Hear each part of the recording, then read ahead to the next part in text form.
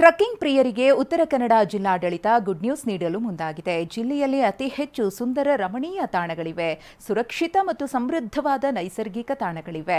ಆದರೂ ಟ್ರಕ್ಕಿಂಗ್ ಮಾಡಲು ಅವಕಾಶ ಸಿಕ್ಕಿಲ್ಲ ಎಂಬ ಕೊರಗಿತ್ತು.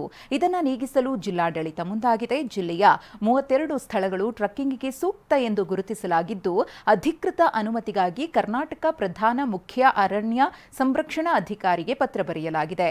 ಒಂದು ವೇಳೆ ಅನುಮತಿ ಸಿಕ್ಕರೆ ಉತ್ತರ ಕನ್ನಡ ಜಿಲ್ಲೆಯಲ್ಲಿ 32 ಸ್ಥಳಗಳಲ್ಲಿ ಟ್ರಕ್ಕಿಂಗ್ ಮಾಡಲು ಅವಕಾಶ ಸಿಗುತ್ತೆ.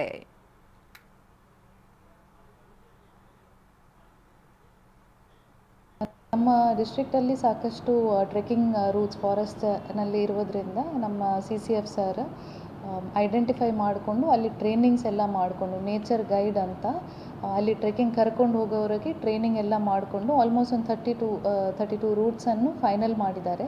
ಆ ರೂಟ್ಸನ್ನು ಅಪ್ರೂವ್ ಮಾಡೋದಕ್ಕೆ ಸ್ಟೇಟ್ ಲೆವೆಲಲ್ಲಿ ಪರ್ಮಿಷನ್ ತಗೊಳ್ಬೇಕಾಗುತ್ತೆ. PCCF ಇಂದ ಅಪ್ರೂವಲ್ ತಗೋಬೇಕಾಗುತ್ತೆ. ಸೊ ಅಪ್ರೂವಲ್ಗೆ ಅಲ್ಲಿ ಕಳಿಸಿದ್ದಾರೆ. ಒನ್ಸ್